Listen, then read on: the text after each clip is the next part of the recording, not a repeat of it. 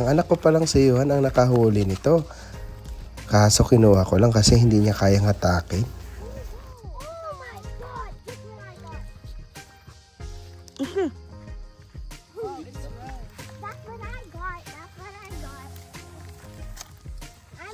Sa tansya ko lang, nasa mga 4 pounds, 4 to 5 pounds itong bigat ng isda na ito. This is a very big Whoa, whoa, whoa. Whoa, whoa, whoa. Get out of it. Make it out of the water. It's a very big sucker. How did you get that on the picture? I'm just good. Oh my goodness. That was so hard though. Oh my god. It's a big sucker. How did I even get that? I know. That was like, it was like 50 seconds and then I got a fish. It's a very big sucker, right? So good. Oh, look at ang taga niyan. Sobrang liit lang. Yeah. Damn, that's it. That's so big, bro.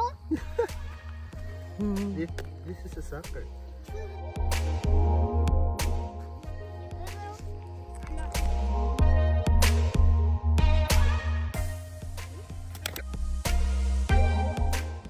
You can never take that off, bro. Ang hirap niyang hawakan kasi napakadulas. Can you grab the flies? The flies, Johan. Oh, ayan. Kapag nagwawala ang isda, huwag niyong hawakan kasi baka kayo ang mabingwit. The flies. I have a flies there. Yeah, that one. Yeah. Get out of my house. We're gonna have Joey.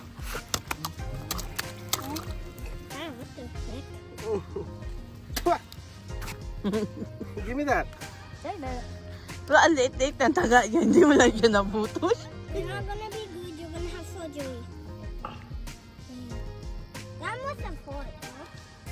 I wanna do it again. I wanna do it again. Aww. Get out. Laki na? Laki na sucker.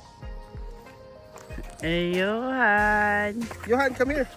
Dito, Daddy, kasi nga against the light. Yeah. Boy. Come here, Johan. Come here. Beside me, come here. I see looking at me. Matay na yan. He's dead. Why did you slam him on the floor?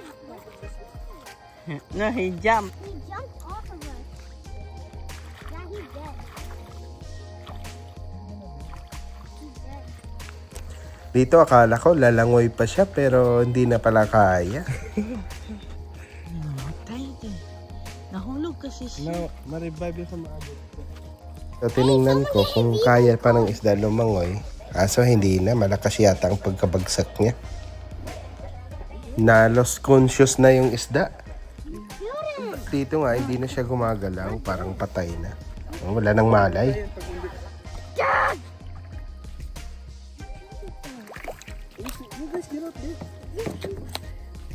He's already dead. No, he just need the CPR, mouth to mouth.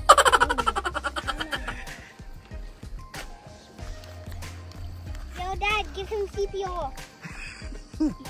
Mouth to mouth now. Yan na, that's it. Mouth to mouth. Yeah. Keegan. Go swim. He's alive. See? What the hell? How did you revive him?